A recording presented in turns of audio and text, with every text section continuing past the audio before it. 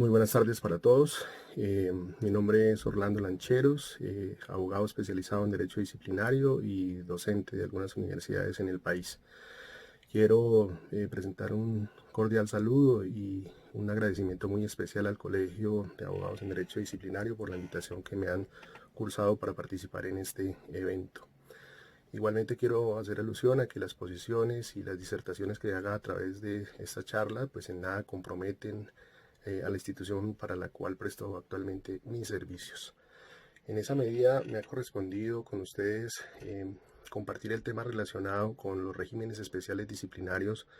de fuerza pública, especialmente condensados en la Ley 1015 del año 2006 para Policía Nacional y en la Ley 1862 del año 2017 para Fuerzas Militares. Para ello me voy a tomar el trabajo de edificar 4 ejes temáticos. El primero de ellos cimentado sobre el fundamento constitucional de estos regímenes especiales disciplinarios y algunos antecedentes sobre los mismos. En segundo lugar, abordaremos una noción muy básica de lo que se denomina acto del servicio. En tercer orden, tendremos algunas características básicas de la Ley 1015 del año 2006, ello en consideración al tiempo que tenemos para ofrecer la presente charla. Y finalmente hablaremos de algunas vicisitudes propias de la Ley 1862 del año 2017. Así las cosas, estos regímenes especiales no son ajenos al fundamento constitucional que tienen todos los sistemas disciplinarios establecidos en el país. Todos sabemos que su fundamento como tal se origina a partir del artículo 6º constitucional, en donde se fundan las relaciones generales de sujeción, cuando allí se enuncia que los particulares solo son responsables ante las autoridades por infringir la Constitución y la ley, y en el segundo cuerpo cuando se enuncia que los servidores públicos lo son por la misma causa y por omisión o extralimitación en el ejercicio de funciones. Entendemos que es el momento en el cual se configura la relación especial de sujeción.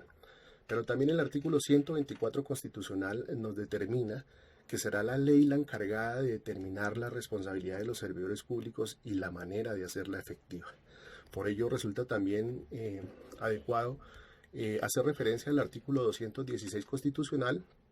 en el cual se establece que la fuerza pública como tal estará integrada en forma exclusiva por las fuerzas militares y por la Policía Nacional.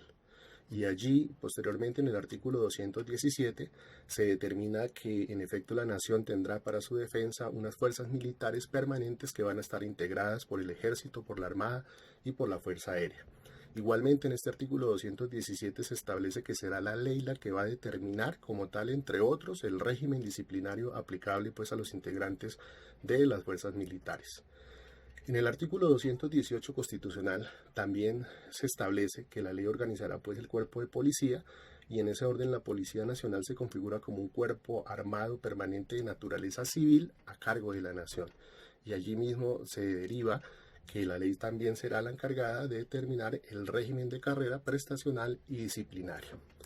En esa medida, dentro de los antecedentes más recientes que tenemos en términos de regímenes especiales de fuerza pública, en sede de fuerzas militares podemos hacer alusión al decreto 1835 de 1979, específicamente del 31 de julio, el cual fue reemplazado por el decreto 100 de 1989 y posteriormente derogado por el decreto 1798 del año 2002, de septiembre 14, que finalmente vino también a ser reemplazado por la ley 1015 del año 2006, específicamente del 7 de febrero. En tratándose de fuerzas militares, tenemos que el decreto Ley 085 del 89 se configura como un antecedente reciente en términos de régimen especial disciplinario. Este decreto fue reemplazado por el decreto 1797 del año 2000, de septiembre 14, y posteriormente vino a ser reemplazado por la ley 836 del año 2003, de julio 16, actualmente también parcialmente, llamémosla derogada, por la ley 1862 del año 2017, específicamente del 4 de agosto. Y digo parcialmente derogada en virtud del régimen de transición que estableció la ley 1862 del año 2017, que permite que de alguna manera la ley 836 de 2003 todavía se esté aplicando y se encuentre vigente para el trámite de algunos procesos. En esa medida nosotros debemos fundar que los integrantes de la fuerza pública son una especie de servidores públicos que en Colombia se encuentran sometidos a un doble régimen disciplinario, es decir, el establecido como norma especial y condensado en los estatutos que acabamos de mencionar. Esto es la Ley 1015 del año 2006 y la Ley 1862 del año 2017, pero también ellos son destinatarios del régimen ordinario establecido en la Ley 734 del año 2002, a futuro Ley 1952 del año 2019. Y ello obedece de alguna manera a esas especialísimas funciones que cumplen los integrantes de la fuerza pública y que no cumple el universo restante de servidores públicos. Nos referimos específicamente a lo que se ha denominado como los actos propios del servicio, que para dar una noción básica, el acto del servicio alude a la realización de una tarea que en sí misma constituye el desarrollo legítimo de los cometidos de las fuerzas militares y de la Policía Nacional y que están orientados a cumplir o a realizar las finalidades del Estado. En esa medida, allí mismo en el artículo 217 constitucional, para el caso de fuerzas militares, entendidas pues ejército, armada y fuerza aérea, podríamos significar que se configuran como actos del servicio todas aquellas tareas o todas aquellas actividades que realicen los militares para cumplir con ese propósito que está establecido allí, que no es otro que la defensa de la soberanía, de la independencia, de la integridad del territorio nacional y del orden constitucional.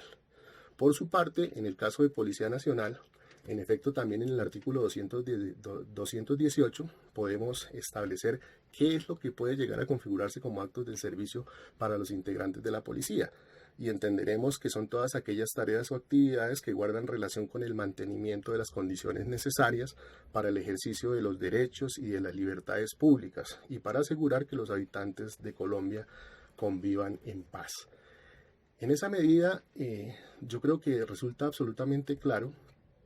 que estos regímenes especiales se configuran justamente para hacer alusión a aquellas, repito, especialísimas funciones que cumplen los integrantes de la fuerza pública y que no cumplimos el resto de servidores que integramos como tal el Estado. Y por ello nos parece que aquí en sede disciplinaria ese aspecto como tal no afecta como si lo hace, digamos, en el campo penal, la visión del acto de servicio como tal. Habida cuenta que en el derecho penal el conflicto surge por la existencia justamente de un fuero militar y la posibilidad de intervención de jueces diferentes, bien sea el juez ordinario o bien sea el juez penal militar. En el ámbito disciplinario, digamos, nosotros no tenemos ese inconveniente o ese problema, habida cuenta que para el derecho disciplinario, pues ese conflicto es menos agudo, por llamarlo de alguna manera. Dado que el poder disciplinario preferente que tiene la Procuraduría, pues de alguna manera rompe estos conflictos que pudieran suscitarse en sede penal, que repito, en sede disciplinaria pues no los vamos a tener. En sede disciplinaria el problema gira más en torno al régimen disciplinario que yo debo aplicar a un militar cuando lo voy a disciplinar por una conducta reprochable desde el punto de vista disciplinario. Esto es determinar si le aplico el régimen especial o, por el contrario, como quiera que es un acto que no se configura como un acto del servicio, debo acudir como tal a los regímenes disciplinarios ordinarios. En este orden, pues, digamos, ha habido una puja bastante de vieja data, inclusive hay un primer antecedente como tal desde 1998 en la cual la Corte Constitucional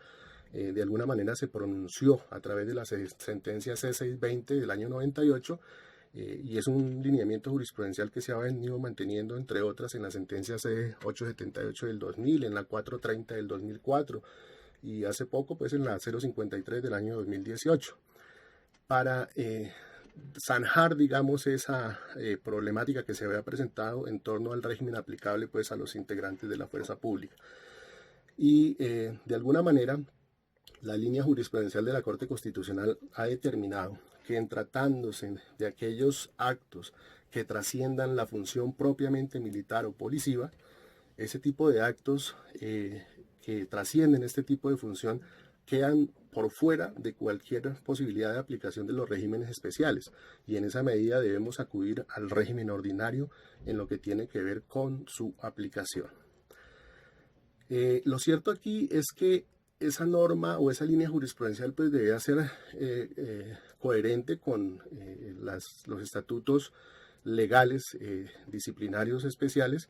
que actualmente rigen en fuerza pública. Y encontramos en este punto que en sede de ley 1015 pues no hay, digamos, mayor problema en tal sentido,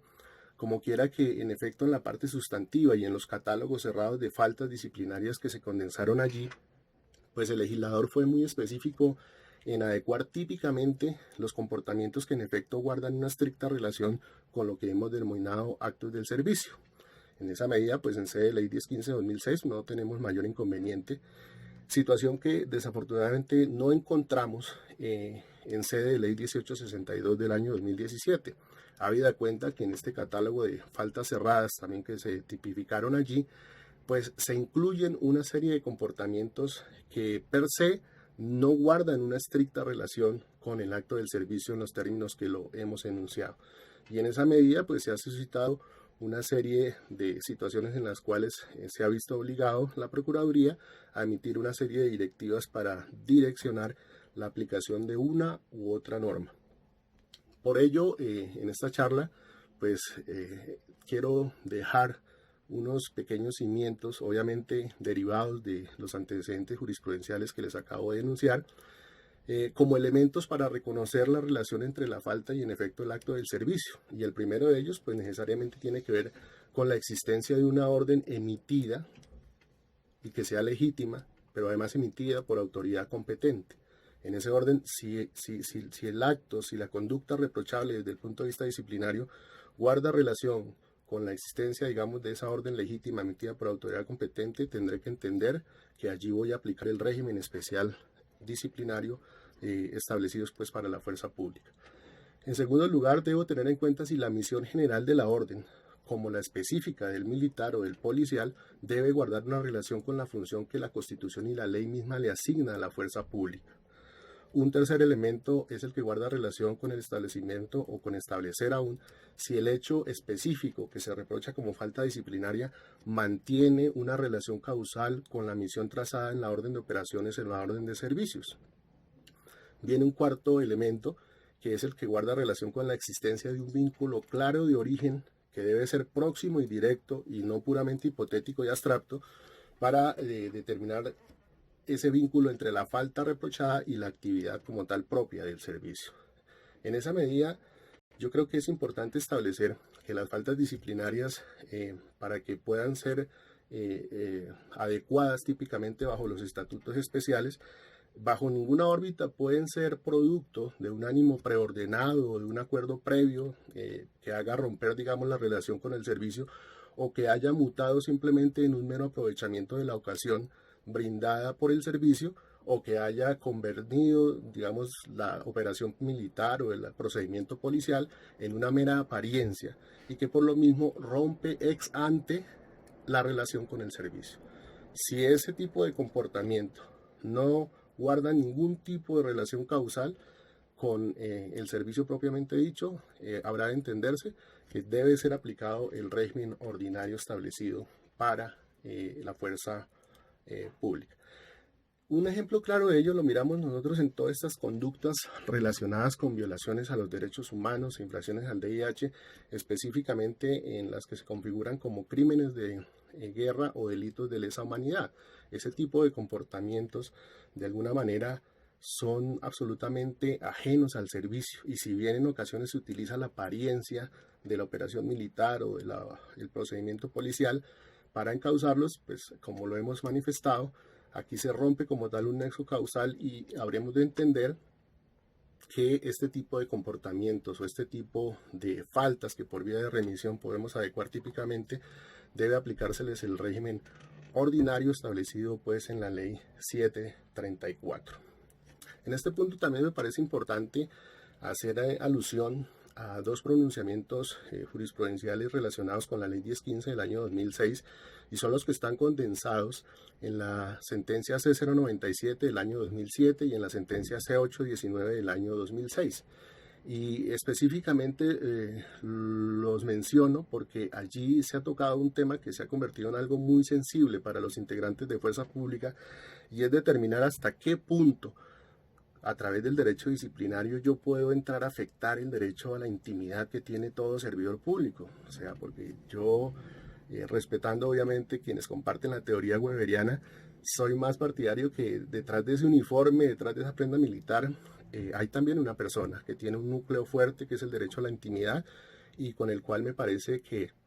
no puedo llegar a abordar o a inmiscuirme pues a través del derecho disciplinario para solucionar un determinado evento. En efecto, existen otras ramas del derecho que frente a una conducta que haga alusión o que guarde relación con un ámbito netamente privado, pues puede, digamos, llegar a activarse. Me refiero específicamente al derecho penal, el derecho contravencional, pero de alguna manera el derecho disciplinario considero que no es justamente la herramienta adecuada para entrar a regular esos tipos de aspectos que tienen que ver con la intimidad del servidor público. A pesar de que, repito, se ha hecho un esfuerzo importante en sede de ley 1015 para no catalogar como faltas disciplinarias este tipo de comportamientos que no guardan una relación estricta con el servicio, entra uno a analizar el estatuto disciplinario de fuerzas militares, la ley 1862, y encuentra allí que, por ejemplo, en el numeral 40 y el numeral 41 del artículo 76, que tiene el catálogo de faltas gravísimas, se tipificaron dos faltas relacionadas pues con asuntos contractuales, que prácticamente son una réplica de las que están tipificadas en el numeral 31 y el numeral 30 de la ley del artículo 48 de la ley 734 del año 2002. Y en esa medida pues surge el debate si de las faltas que se reprochan a un militar en la celebración de un contrato de la institución a la que pertenece pueden ser considerados como actos del servicio o no, o si la noción de acto del servicio de los militares es más restringida y se refiere exclusivamente a aquellos aspectos de la actuación militar en sentido estricto. Como lo hemos mencionado, en efecto nos parece que este tipo de actividades contractuales no guardan relación alguna con un acto del servicio como tal, y en esa medida debería como tal aplicárseles a los militares el régimen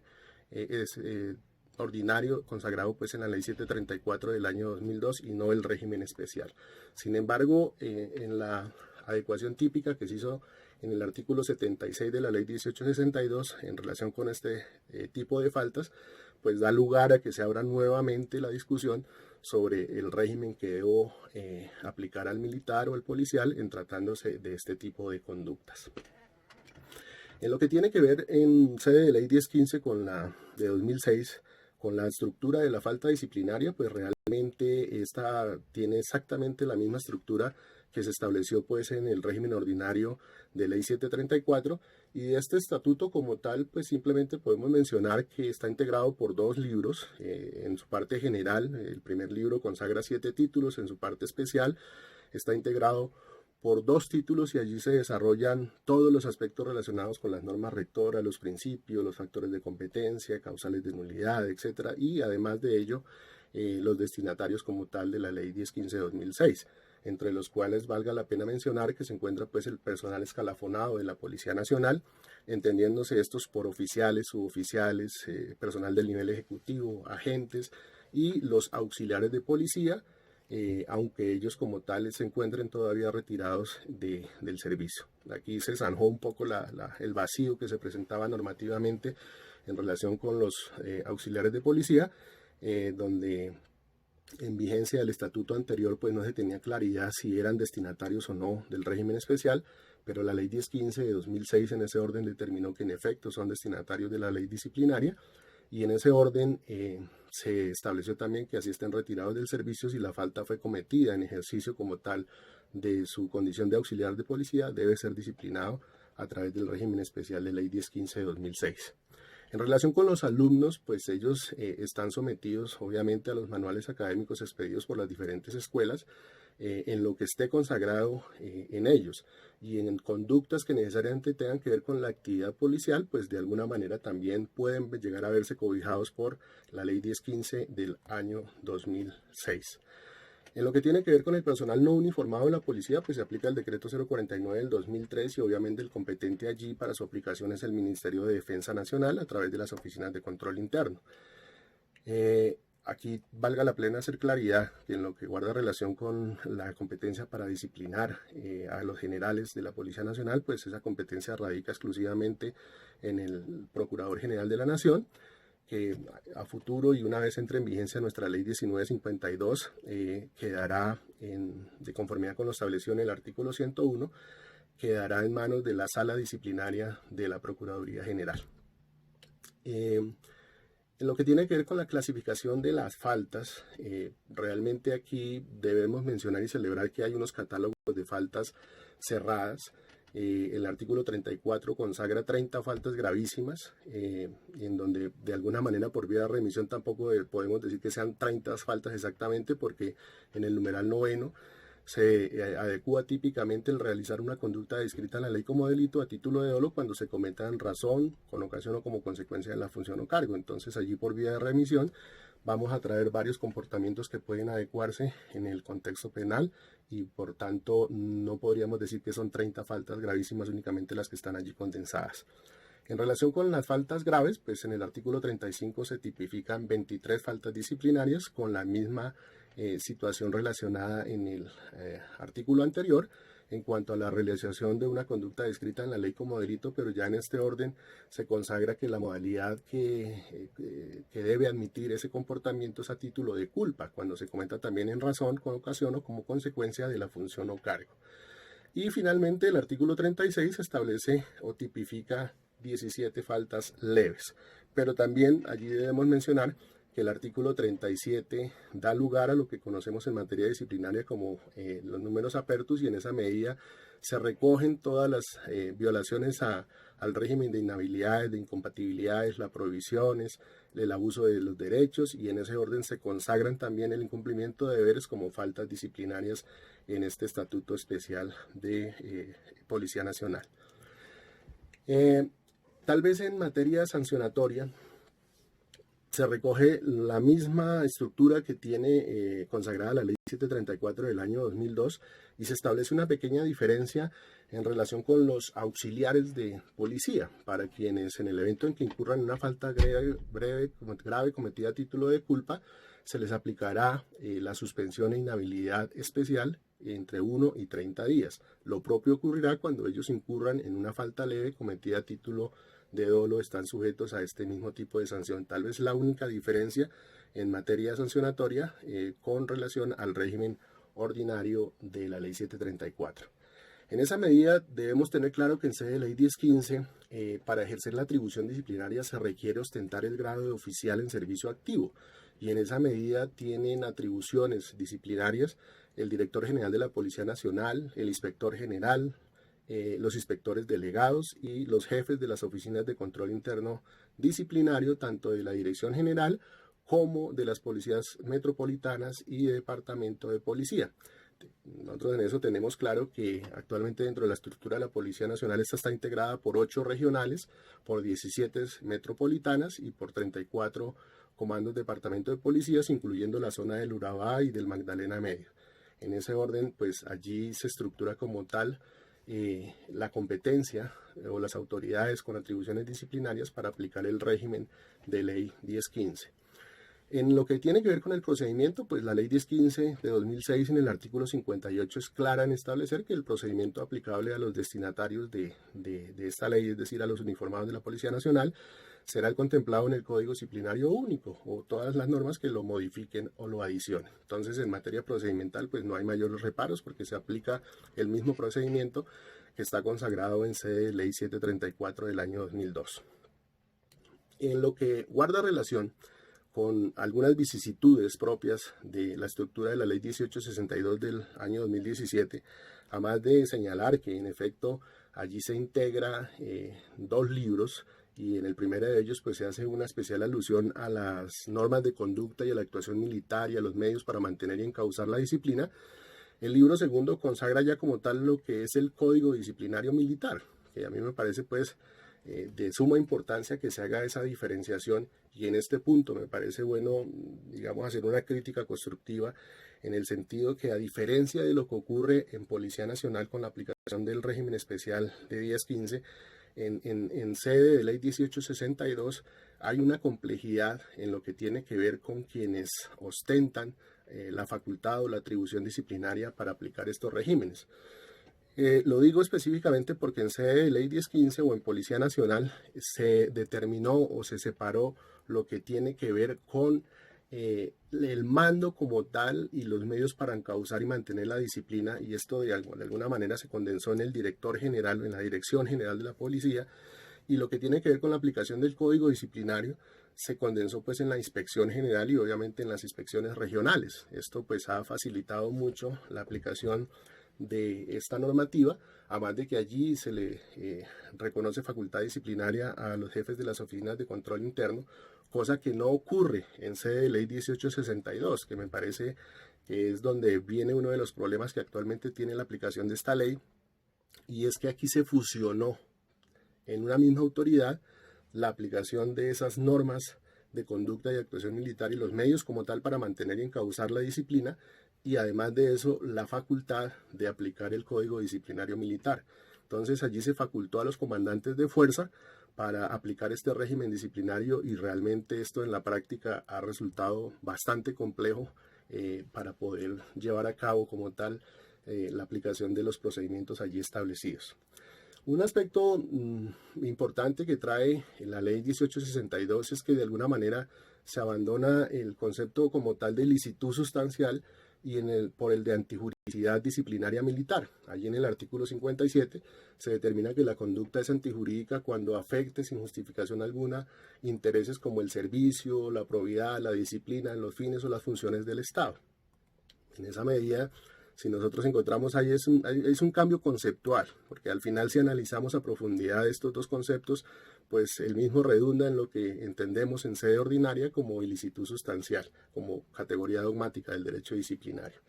En lo que tiene que ver con la estructura de la falta disciplinaria en sede de ley 1862, las novedades realmente que trae esta ley es el hecho de que se establece o se incluye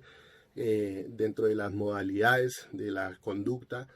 a más de la acción y la omisión, la posición de garante. Eso me parece que es importante, se desarrolla allí en el artículo 69 y se origina en un pronunciamiento de la Corte en la sentencia CU 1184 del año 2002 de la Corte Constitucional, que me parece importante pues que se haya incluido como una modalidad más de la conducta que se puede llegar a configurar como falta disciplinaria. Por lo demás, ya lo hemos mencionado, se habla de antijuridicidad disciplinaria militar, y de alguna manera allí también confluye el hecho de tener en cuenta para la estructuración de la falta, pues que no se esté en presencia de causales de justificación establecidas en el artículo 86, y que allí como tal se afecten intereses que lo hemos mencionado como el servicio, la probidad, la disciplina, los fines o funciones del Estado, y en sede de culpabilidad realmente se mantienen las dos formas de culpabilidad, esto es el dolo y la culpa, haciendo claridad que en sede de culpabilidad no se establecen la culpa gravísima ni la culpa grave, sino simplemente se determina como formas de culpabilidad la modalidad dolosa y culposa simplemente. Aquí hay algo que me parece importante dentro del contenido como tal de esta ley 1862, y es el hecho de que de alguna manera en cierto articulado se ha tratado de desconocer el poder preferente que tiene la Procuraduría General de la Nación, y de alguna manera en lo que tiene que ver con esa facultad que tiene la Procuraduría para abordar el conocimiento de estos procesos disciplinarios, pareciera ser que no se quisiera como tal que la Procuraduría se inmiscuya pues en los asuntos relacionados con la aplicación del régimen disciplinario militar de fuerza pública. Lo digo sobre todo por el concepto como tal derivado del artículo 55, en donde finalmente se tiene alusión al poder preferente disciplinario de la Procuraduría. Se desconoce allí como tal ese poder preferente, pero nuevamente en el artículo 54, cuando hacemos alusión a la titularidad de la potestad disciplinaria, pues allí se permite que como tal la potestad disciplinaria en efecto corresponda al presidente de la República, al ministro de Defensa y a las fuerzas militares, sin perjuicio del poder disciplinario preferente que tiene la Procuraduría General de la Nación. Me parece que un aspecto importante en materia del derecho de defensa que consagra la ley 1862 es el establecido pues en el artículo 50, en donde se determina que en efecto durante la actuación disciplinaria pues el disciplinado tiene derecho a la defensa material de la designación de un abogado y se permite como tal la designación de defensores de oficio, que en efecto puede ser abogado o puede ser un estudiante de consultorio jurídico de una institución de educación superior reconocida. En efecto, en esos mismos términos está establecido en el régimen ordinario, pero tal vez el agregado que me parece importante que sea plasmado en esta norma es lo relacionado con los estudiantes de consultorio jurídico. Habida cuenta que aquí se determina en esta norma que los estudiantes de consultorio jurídico actuarán siempre y cuando la respectiva institución de educación superior certifique su idoneidad y además de eso que estén bajo el control y supervisión de esa. Eso es un aspecto que me parece muy importante, sobre todo porque en el pensum pues, de muchas universidades no se ha incluido como tal el área de derecho disciplinario y encuentra uno que muchas veces estos muchachos que llegan a ejercer la defensa técnica pues no tienen mucho conocimiento en materia disciplinaria y realmente eso da lugar a que en ocasiones las defensas materiales sean precarias. Entonces me parece importante la exigencia que hace este artículo 50 en el sentido de que se debe acreditar por parte de la institución educativa la idoneidad de ese estudiante y además debe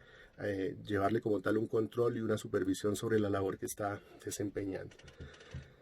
En sede de ley 1862 es importante aclarar que allí el principio de jerarquía prima sobre muchas otras situaciones en factores de competencia, sobre todo cuando nos establece allí el artículo 129 que nadie podrá hacer investigar o sancionar a un superior o a otro más antiguo. Eso me parece que es bien importante tener en cuenta en términos de competencia y vale la pena allí mencionar que si bien el procedimiento disciplinario para faltas graves y gravísimas establecido en esa ley 1862 eliminó de alguna manera pues la etapa de investigación disciplinaria, encontramos que en varios de los articulados se hace alusión a esta etapa procesal a pesar de que en el procedimiento disciplinario especial no existe. Entonces es una situación un tanto curiosa que encuentre uno en el cuerpo de esta norma que todavía se resaltan algunos aspectos relacionados y se utiliza el término de investigación disciplinaria cuando repetimos esta etapa procesal de alguna manera fue eliminada del procedimiento disciplinario militar establecido en sede de ley 1862. En lo que tiene que ver con la clasificación de las faltas, pues en sede de ley 1862 se tiene o se mantienen los mismos catálogos de faltas gravísimas, graves y leves, con unos catálogos de faltas cerradas, que también al final, por vía de remisión, pues permiten ampliar como tal ese espectro de faltas. Y en esa medida, en cuanto a forma de culpabilidad, como lo hemos mencionado, pues se mantiene la modalidad dolosa y culposa solamente, pero aquí tal vez hay una pequeña diferenciación en cuanto a la aplicación de las sanciones en lo que tiene que ver con los soldados y los infantes de marina, en cuando incurren en faltas gravísimas cometidas a título de culpa. De alguna manera allí se establece para ellos una sanción de represión severa y lo propio ocurre cuando este tipo de uniformados incurren en una falta grave o en una falta leve. Hay una pequeña diferenciación en términos de la sanción pues aplicar a estos servidores. En lo que tiene que ver con la graduación de la sanción, es importante señalar que aquí en la ley 1862 se hace una diferenciación importante en cuanto a las circunstancias de atenuación y las circunstancias de agravación que están consagradas en los artículos 83 y 85. A mí me parece que es importante esa diferenciación que se ha hecho. De otro lado, pues acá se incluye en este estatuto el concepto de caducidad como tal para establecerla como una causal de extinción de la acción disciplinaria. Me parece que es un tema que resulta un tanto desacertado, como quiera con los estatutos actuales, el Código General Disciplinario, eso es un tema que, o un concepto como tal que está siendo erradicado, como quiera que no corresponde o no obedece pues a la naturaleza propia del derecho disciplinario. En esa medida encontramos nosotros como destinatarios de la ley 1862 pues el personal uniformado de la Fuerza Aérea, de la Armada y del Ejército Nacional en lo que tiene que ver específicamente con oficiales, suboficiales, soldados e infantes de marina. En el caso de los alumnos, al igual que en ley 1015, la ley 1862 determina que los alumnos de las escuelas de formación estarán sometidos al reglamento académico y disciplinario propio de la respectiva escuela, y en las faltas que no guarden alguna relación con ese reglamento académico o disciplinario, pues se les aplicará como tal el régimen disciplinario establecido en la ley 1862 del año 2017. Acá en sede de ley 1862 se encuentra uno cierta complejidad en lo que tiene que ver con los aspectos de la competencia. Y aquí realmente voy a ser muy breve porque el tema da para varias horas de charla. Pero lo que sí quiero resaltar en este punto es que la competencia disciplinaria en sede de fuerzas militares, la verdad, ha sido compleja para entrarla a entender y descifrar, sobre todo por los términos en que quedó consagrado pues, a partir de los artículos 92 a 113. Simplemente aquí voy a mencionar que allí se tiene que tener en cuenta para efectos de establecer la competencia dos aspectos fundamentales. Lo primero, establecer quiénes tienen atribuciones disciplinarias. Esto es el presidente, el Ministerio de Defensa Nacional, los suboficiales y oficiales en servicio activo, pero allí además habrá que determinar si ese oficial o suboficial hace parte del Ministerio de Defensa, del Comando General de las Fuerzas Militares, de las diferentes fuerzas, esto es Ejército, Armada o Fuerza Aérea, de la DIMAR, de Jotecmar, y además de esto, pues aquí se establecen una figura novedosa que es la Junta Disciplinaria Militar, que a mí me parece que resulta un poco complejo en términos de la competencia como tal que se les ha asignado. Pero como les digo, acá es importante tener en cuenta primero si tienen o quiénes tienen atribuciones disciplinarias. Y además de eso, debe establecerse los grados disciplinarios. ¿A qué hace alusión estos grados disciplinarios? A que el catálogo de faltas gravísimas que están tipificadas en el artículo 76 hacen parte de lo que denominan ellos el primer grado disciplinario. Las faltas graves hacen parte de lo denominado segundo grado, faltas de segundo grado. Y las faltas leves hacen parte de lo que han denominado grado disciplinario de tercer grado. Entonces hay que empezar a estructurar, digamos, esos dos componentes, es decir, quién tiene atribución disciplinaria y en qué grado disciplinario nos encontramos para efectos de establecer la competencia. Y en esa medida, pues ya empezaremos a mirar dentro de los que tienen atribución disciplinaria a qué componente, teniendo en cuenta la jerarquía y la antigüedad, podemos asignarle pues la instrucción y el desarrollo como tal de un proceso disciplinario. Además de eso, la compleja competencia que tiene asignada la Junta Disciplinaria Militar allá en el artículo 101, que se han establecido, digamos, la conformación o la integridad, o la integración, perdón, de ser posible en dos instancias, en el Comando General de las Fuerzas Militares o en el comando ante cada una de las fuerzas. Allí se pueden integrar como tal personal militar orgánico de las fuerzas para efectos de establecer las juntas disciplinarias militares cuando los hechos revisan gravedad, importancia o trascendencia pública nacional e internacional que lo amerite y se trate de novedades ocurridas en operaciones militares de las cuales exista queja o denuncia o reproche. Y en ese orden, siempre y cuando estemos en presencia de una falta gravísima o de una falta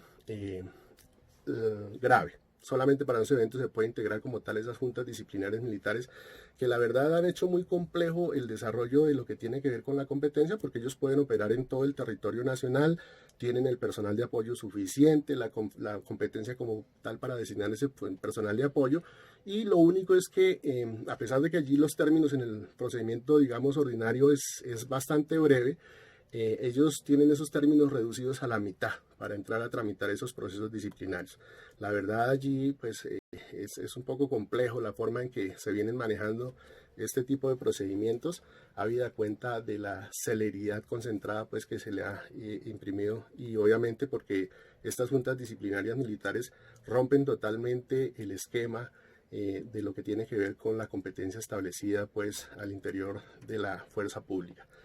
Se quedan muchos otros temas pendientes por tratar, me refiero por ejemplo al tema de sujetos procesales, en donde brilla por su ausencia que se consagre o que se omita el hecho de contemplar al Ministerio Público como sujeto procesal, allí pues de lo derivado o el contenido del artículo 148. También lo que tiene que ver con notificaciones, hay algunas situaciones que me parece que hace necesario precisar y en materia de recursos también me parece que es importante establecer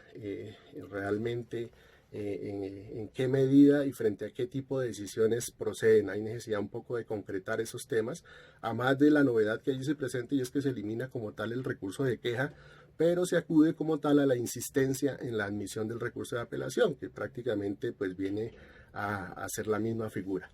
En términos de procedimiento, pues allí simplemente señalar ya para finalizar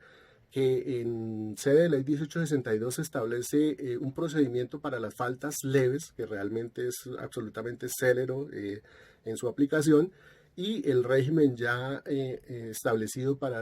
el trámite de las faltas gravísimas y las faltas graves, que tiene, digamos, dos características básicas, y es que en principio se torna escritural en la etapa, pues, como tal de indagación, que se desarrolla, pues, a partir del artículo 233, y tiene un fundamento de oralidad o ceñido, pues, al proceso verbal a partir del auto de citación a audiencia como tal. Algo para resaltar allí, pues, es el hecho de la primacía como tal del principio de jerarquía, y el hecho de que estas etapas en cuanto a la fase de instrucción y la fase de juzgamiento tienen reserva. Solamente el fallo como tal es público en la aplicación de este procedimiento establecido en Ley 1862 del año 2017 para las faltas graves y gravísimas. Yo, la verdad, en este punto quiero dejar esa disertación. Son muchos los temas que falta por abarcar, pero por el tiempo como tal no tenemos posibilidad de desarrollarlos con mayor amplitud. Les agradezco la atención que me han brindado, y para todos hasta una próxima oportunidad. Muchas gracias.